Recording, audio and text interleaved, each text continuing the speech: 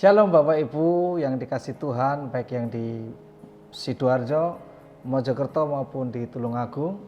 Berjumpa lagi dengan perenungan-perenungan kita hari ini, dan saya akan menyampaikan sebuah materi yang saya dapatkan dari sebuah seminar tentang modal pembentukan karakter.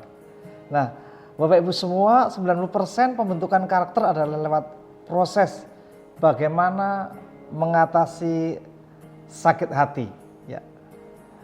Seperti luka dalam diri kita, apabila itu tidak segera sembuh, maka luka itu akan membuat kita menjadi lebih sakit. Maka sakit hati dalam proses itu perlu segera diselesaikan. Nah, pembentukan karakter itu seperti kita dipahat, terjadi gesekan-gesekan. Sebab firman Allah mengatakan bahwa besi menajamkan besi, manusia menajamkan sesamanya. Artinya pembentukan karakter itu bisa terjadi dengan hubungan kita dengan teman sekerja, antara pimpinan dan bawahan, antara karyawan dan bos, antara suami istri, orang tua dan anak. Dan gesekan itu kadang menimbulkan luka, dan apabila menjadi sembuh, maka kita akan naik level. Tetapi apabila luka itu membuat kita mengalami trauma dan kepahitan, maka kita tidak bisa mengalami yang namanya naik level. Nah, sebab itu kita perlu kunci untuk mengatasi luka akibat gesekan. Nah, apa saja kunci itu? Yang pertama adalah begini, kita harus memiliki cara pandang ilahi atau perspektif ilahi di dalam melihat sebuah gesekan atau luka. Kalau kita baca dalam Injil Lukas pasal 11 ayat 34 dikatakan, matamu adalah pelita tubuhmu. Jika matamu baik, teranglah seluruh tubuhmu. Tetapi jika matamu jahat, gelaplah tubuhmu. Ya, mata tidak hanya sekedar bagaimana kita bisa melihat, tetapi mata yang saya akan pakai ayat ini adalah bagaimana cara pandang kita terhadap luka hati, cara pandang kita terhadap gesekan dengan sesama. Nah, cara pandang yang benar, cara pandang ilahi yang kita bisa taruh dalam sebuah hubungan, cara pandang ilahi akan membawa kita kepada sebuah pengertian yang baik. Kalau kita memiliki mata yang baik, teranglah seluruh tubuhmu. Artinya kalau kita memiliki cara pandang yang baik, maka kehidupan kita juga akan baik. Nah, hal ini kita bisa pelajari dari kehidupan seorang yang bernama Yusuf. Dia mengalami sebuah pergolakan hidup, dia mengalami sebuah pergesekan, tapi dia bisa memandang dengan cara Tuhan memandang. Saya baca dalam Kejadian pasal 45 ayat 5, 7 dan 8. Demikian bunyi firman Tuhan. Tetapi sekarang janganlah bersusah hati dan janganlah menyesali diri karena kamu menjual aku ke sini, sebab untuk memelihara kehidupan Allah menyuruh aku mendahului kamu. Ayat yang ke-7, maka Allah telah menyuruh aku mendahului kamu untuk menjamin kelanjutan keturunan di bumi ini dan untuk memelihara hidupmu sehingga sebagian besar daripadamu tertolong. Saya sambung ayat 8.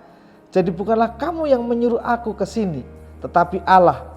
Dialah yang telah menempatkan aku sebagai bapa bagi Firaun dan tuan atas seluruh istananya dan sebagai kuasa atas seluruh tanah Mesir. Nah, Yusuf menjadi teladan bagi kita bagaimana dia memandang sebuah persoalan dengan cara pandang Tuhan, cara pandang ilahi. Dia memandang sebuah kejadian yang buruk yang menimpa hidupnya. Melewati dia dibenci oleh saudara-saudaranya, dia ingin dibunuh oleh saudara-saudaranya, tapi akhirnya dimasukkan ke sumur dan akhirnya dijual menjadi budak dan dibawa ke Mesir dengan berbagai macam penderitaan yang begitu luar biasa. Tapi dia bisa mengambil sebuah kesimpulan bahwa inilah cara Tuhan membawa saya ke Mesir untuk memelihara hidup bagi keluarga kita dan nantinya bagi bangsa kita. Penting sekali bagi kita untuk memiliki cara pandang Tuhan. apapun masalah Anda saat ini, mari kita belajar dengan cara pandang Tuhan. Nah, hal yang positif jika diresponi dengan negatif, maka akan menjadi negatif. Tetapi hal yang negatif jika kita belajar merespon dengan positif, maka akan menjadi positif. Kita sudah belajar dari seorang yang bernama Yusuf, dan akhirnya setelah tiba di Mesir, dia mengalami promosi yang luar biasa. Dia menduduki sebuah jabatan yang bukan hanya untuk kepentingan sendiri, tapi adalah untuk kepentingan bagi sebuah bangsa, kepentingan bagi lahirnya keselamatan bagi seluruh bangsa, karena lewat Israel lah juru selamat akan hadir. Yang kedua, menjadikan pengampunan sebagai gaya hidup. Ini sangat penting. Karena apa? Karena seseorang yang menolak untuk mengampuni akan berada di dalam penjara dan mengalami siksaan dari Al-Ghujju. Apa artinya?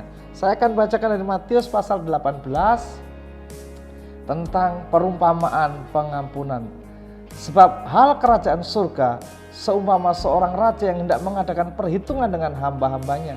Setelah ia mulai mengadakan perhitungan itu, dihadapkanlah kepadanya seorang yang berhutang 10.000 talenta. Tetapi karena orang itu tidak mampu meluluskan hutangnya, raja itu memerintahkan supaya ia dijual beserta anak istrinya dan segala miliknya untuk membayar hutangnya. Maka sujudlah hamba itu menyembah dia, katanya, sabarlah dahulu, segala hutangku akan kulunaskan. Lalu tergeraklah hati raja itu oleh belas kasihan dan hamba itu sehingga ia membebaskannya dan menghapus hutangnya. Tetapi ketika hamba itu keluar, ia bertemu dengan seorang hamba lain yang berhutang 100 dinar kepadanya. Ia menangkap dan mencekik kawannya itu, katanya, bayar hutangmu.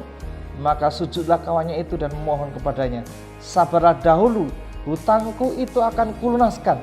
Tetapi ia menolak menyerahkan kawannya itu ke dalam penjara sampai dilunaskan hutangnya. Melihat itu kawan-kawannya yang lain sangat sedih, lalu menyampaikan segala yang terjadi kepada tuan mereka.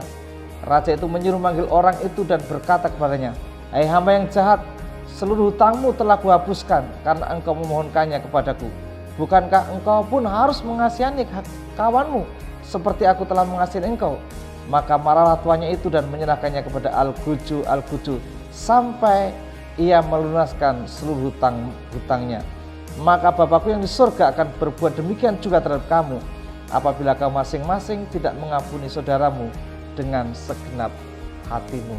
Nah, Bapak Ibu Saudara semua, bahwa sangat penting untuk kita memberikan pengampunan. Sebab jika kita tidak bisa mengampuni, maka Allah pun tidak mau mengampuni. Nah, Ellen Patton mengatakan bahwa saat terluka, kita tidak akan pulih sebelum kita mengampuni. Nah, sebab itu perlu bagi kita untuk memberikan sebuah pengampunan. Dalam 1 Yohanes pasal 4 ayat 8 dikatakan, barang siapa tidak mengasihi, ia tidak mengenal Allah. Sebab Allah adalah kasih. Itu berarti memiliki Allah sama dengan memiliki kasih. Melepaskan pengampunan sama dengan melepaskan kasih. Kalau Anda kita menolak melepaskan kasih sama seperti kita menghentikan aliran kasih Allah. Berhentinya aliran kasih akan mengakibatkan kekeringan dan kematian rohani. Nah, kita Bapak Ibu semua, baik yang di Sidoarjo maupun Mojokerto dan di Tulungagung, mari sebagai modal untuk kita mengalami pembentukan karakter dan kunci untuk mengatasi rasa sakit di dalam pembentukan karakter adalah yang pertama, miliki cara pandang Tuhan, dan yang kedua, miliki hati yang penuh pengampunan atau pengampunan sebagai gaya hidup. Puji Tuhan, mari kita berdoa supaya Tuhan berikan kekuatan bagi kita apabila kita sedang mengalami proses atau akan mengalami proses, biar kita dikuatkan dan dimampukan oleh Tuhan untuk menghadapi setiap proses yang kita jalani, sehingga kita tidak gagal, tidak jatuh dalam kepahitan, dalam sakit hati, tetapi next level. Tuhan, terima kasih. Kami saat ini sedang memohon campur tangan Tuhan untuk kami diberikan kekuatan baru, supaya kami boleh memandang setiap persoalan yang terjadi dalam hidup kami, gesekan proses yang terjadi dalam hidup kami dengan cara pandang Tuhan. Sama seperti Yusuf memiliki cara pandang Tuhan.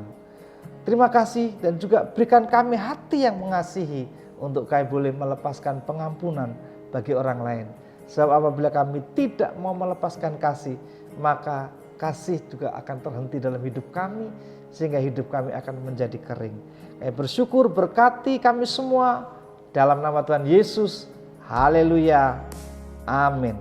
Tuhan memberkati kita semua.